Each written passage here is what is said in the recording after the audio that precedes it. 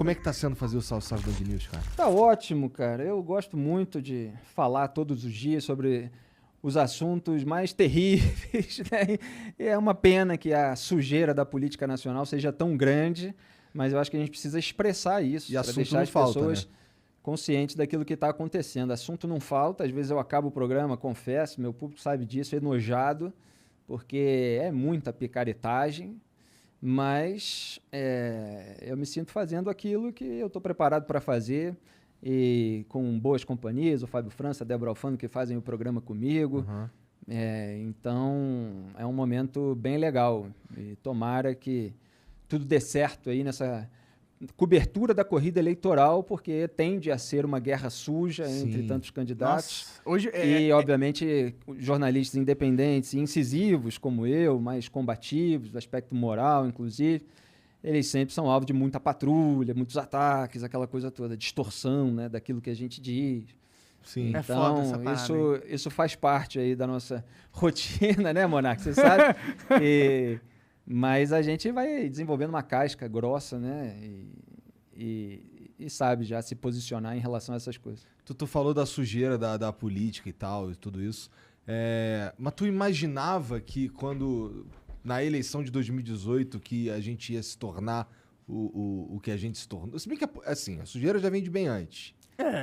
Eleições limpas eu acho que eu nunca vi, assim, Não tá tô nem ligado? falando de eleição, Vem de tô falando séculos, de Ou uma política Estado limpa, né? mesmo. Estado, Estado limpo, eu não vejo também isso. Então, mas rolava uma esperança, né, que o Bolsonaro, que o presidente, desse uma ajuda numa limpeza moral da parada e tal. Tu acreditava nisso de verdade? Olha, os brasileiros tiveram uma esperança de mudança naquele momento porque ele verbalizou muita coisa que atingiu ali os anseios e o sentimento de boa parcela da população naquele momento, porque a roubalheira ocorrida durante os governos do PT, elas atingiram uma magnitude imensa, elas foram descobertas, obviamente a roubalheira já existia no Brasil, em outros governos, em outras épocas. Se você pegar a literatura, eu tenho citado nos artigos alguns autores antigos, Lima Barreto, Joaquim Nabuco, e aparece na obra desses autores as críticas à República desde o seu início, né? Estava lembrando hoje, talvez use aí nos próximos artigos, Paulo Prado também, que escreveu um livro extraordinário, que reflete muito aí o pano de fundo do que a gente vive hoje, mas naquele momento o Jair Bolsonaro usou ali um discurso que já existia por parte de vários colunistas, como eu e vários outros até que vieram antes de mim, e que não estava tendo representatividade na arena política, né?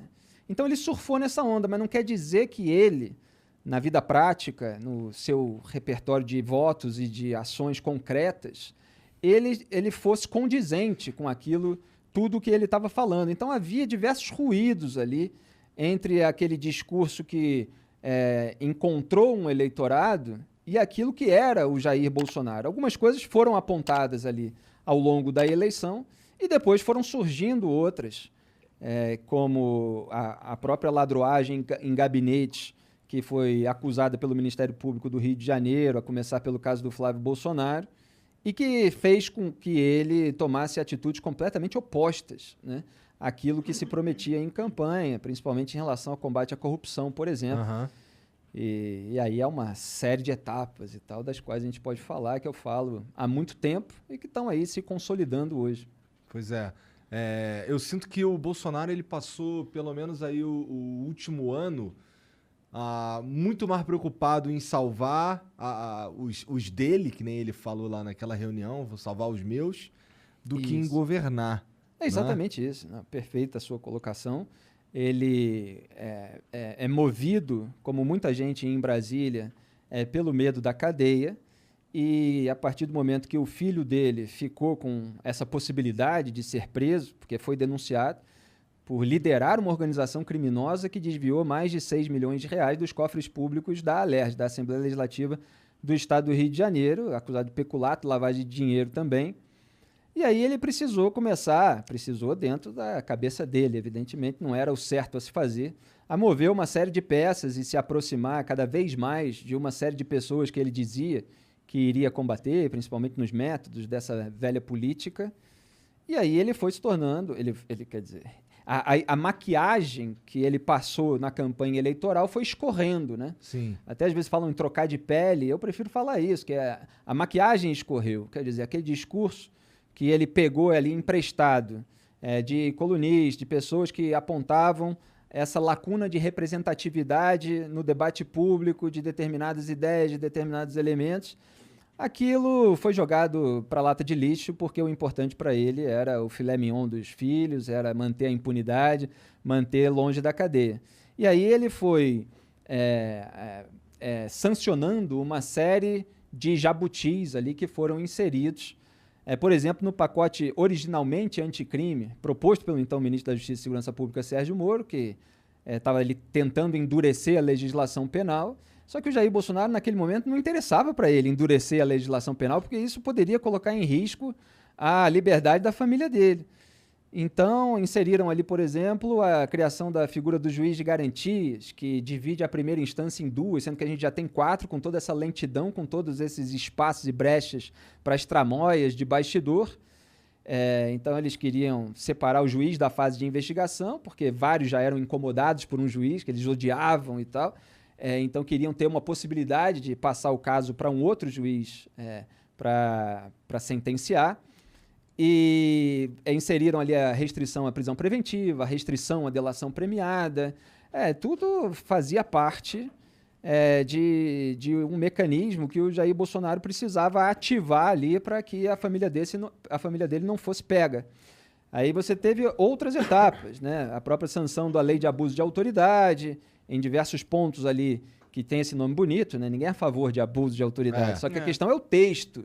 Você precisa ver todos os itens que são colocados. Então, eles sempre dão um nome lindo e maravilhoso. O nome da lei não descreve nada do que ela realmente é. Nada, é para enganar a gente ingênua, né? A gente tem que ler o que vai lá escrito. E aí você tem uma série de dispositivos ali que servem para cercear, para intimidar a atuação de investigadores, de juízes.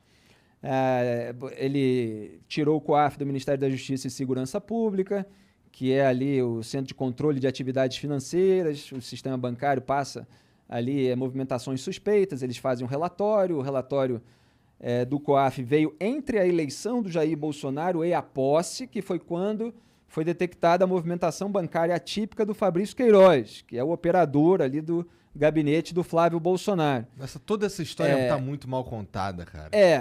E aí eles escantearam o COAF, não fizeram investimento num equipamento ali importante para a detecção de lavagem de dinheiro.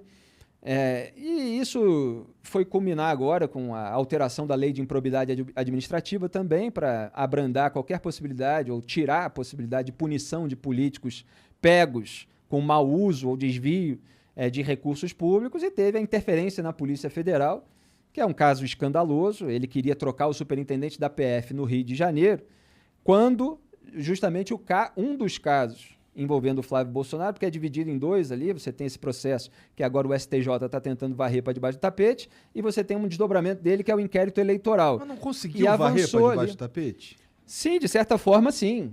Com uma manobra, tem assim, todos os detalhes, estava analisando ontem e hoje, com uma manobra em conjunto com o Supremo Tribunal Federal, que é muito engraçado, né? Tem gente que se deixa levar, se deixa engambelar pela retórica bolsonarista, eles posam assim de combatentes do Supremo Tribunal Federal, mas estão lá tomando cafezinho com o Gilmar Mendes, está lá abraçando sábado à noite o Dias Toffoli. O lava-toga, né? Exatamente, essa é outra história que eu posso lembrar aqui com todos os detalhes, melar a CPI da lava-toga. Mas no Supremo, o Gilmar Mendes ficou responsável pelo recurso do Ministério Público do Rio de Janeiro contra o foro privilegiado retroativo, né, como a gente passou a chamar, que foi concedido para o Flávio Bolsonaro. Porque ele era deputado estadual, virou senador, mas os crimes acusados ocorreram durante o mandato de deputado estadual. Aí o que o Gilmar fez? Engavetou o recurso do MP e ficou segurando lá na gaveta, enquanto, obviamente, o Gilmar passava a boiada dele, porque ele está sempre lá para blindar os velhos tucanos. Então, ele está sempre lá ajudando Beto Richa, Aécio Neves, Aloysio Nunes, José Serra. Ele se voltou contra a Lava Jato depois que a Lava Jato atingiu os tucanos. Antes ele era a favor, ele impediu o Lula de tomar posse como ministro, quando o Lula queria ter o foro privilegiado para escapar da cadeia. Então, o Gilmar Mendes engavetou. E aí veio férias, a presidência da turma responsável passou para o Cássio Nunes Marques, que foi quem o Jair Bolsonaro colocou no STF, aí ele adiou, engavetou mais ainda, e aí o STJ aproveitou toda essa brecha. Isso assim, caiu com o Gilmar em janeiro do ano passado, é mais de 1 ano e meio engavetado. Durante esse processo, teve um outro julgamento, lá de um sujeito chamado Márcio Bittar, que era deputado federal, virou senador. Aí o STF deu uma decisão, não, precisa manter o caso dele, estava sendo acusado lá de mau uso de verbas também. Tem que manter o caso dele no Supremo, então mantém o foro privilegiado, porque os crimes aconteceram quando ele era deputado federal, mas ele virou senador, então o Supremo decidiu manter o foro privilegiado. E aí vem o STJ e fala, não, o caso do Flávio Bolsonaro, ele era deputado estadual, virou senador, não é a mesma coisa. Mas aí fala, não, mas por analogia e tal, é mandato cruzado e tal. Sendo que o que o STF tinha decidido em 2018, desculpe me estender, mas é que esses casos são meio complexos, mas é só para dar uma dimensão, né, da quantidade de manobras. O que o STF tinha decidido em 2018 não era nada disso. Era que deputados federais e senadores que são acusados por algo que aconteceu nos seus mandatos, mas que saem do mandato, seja porque acaba, seja porque renunciou, ou qualquer outra coisa, eles perdem o foro privilegiado no STF. Então, o caso deles é remetido para o juízo de primeira instância.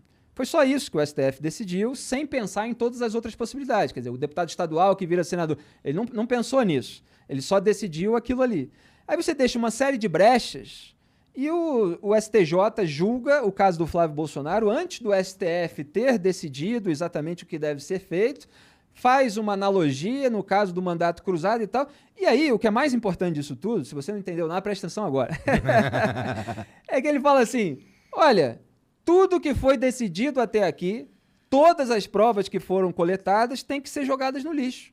Estão anuladas, porque esse juízo de primeira instância não era o competente, não é no sentido de qualidade, tá? De jurisdição, para fazer essa investigação, para comandar essa investigação. Então, eles tomam uma decisão a partir de uma regra inexistente, que passa a ser criada agora, que passa a valer agora, e usam essa regra para trás. Então, você passa ali anos fazendo uma investigação e coletando todas as provas. Quem quer, olha, procure no Google, íntegra denúncia Flávio Bolsonaro, Fabrício Queiroz. Você vai ver lá provas cabais da ladruagem no gabinete. Você vai ver lá foto até do Fabrício Queiroz pagando na agência bancária, mensalidade da escola das filhas do Flávio. Ele pagou também plano de saúde, ele fez depósitos nas vésperas de quitação de imóvel. Então, eles tinham um esquema de você roubar a folha salarial da turma do gabinete. Então, você empresta um nome como suposto servidor, né, comissionado, que ele chama, é o funcionário fantasma. Ele empresta só um nome, que é para o líder e o operador poderem abrir o cofre público para ter a remuneração para aquela pessoa que supostamente estaria trabalhando. Não estava, a investigação mostrou isso. Ela recebe na conta, saca e entrega o dinheiro para o operador coletar e depois ele faz depósito na conta do líder da quadrilha e tal. Esse é o tipo de esquema que é ladruagem. Você tem um batedor de carteira que está roubando aí na esquina e você tem político que bate muitas carteiras ao mesmo tempo, é o dinheiro dos pagadores de impostos. E você tem um monte de pilantra aí que finge que esse tipo de ladruagem não é ladruagem, né? É pessoal que fica passando pano para isso. E a investigação ainda mostrou que os funcionários fantasmas realmente não trabalhavam. Quer dizer, tinha gente lá em Resende, 3 horas do Rio, tendo outro trabalho, nunca estava lá na Alerj, pegaram os celulares nunca estavam lá em torno. Então, uma investigação minuciosa, completa, que vai ser jogada no lixo. Agora o MP está pensando no que fazer, como recomeçar. Porque, assim, pode recomeçar, só que você meio que vai bloqueando todos os caminhos. Caralho. E é muito parecido com o que aconteceu com o Lula também. Então, se formou, né, foi a minha análise de 2019, quando isso se formou de fato, essa frente ampla pela impunidade, que reúne lulistas, bolsonaristas, velhos tucanos e centrão. E agora o Bolsonaro está junto de uma maneira imensa aí com o centrão.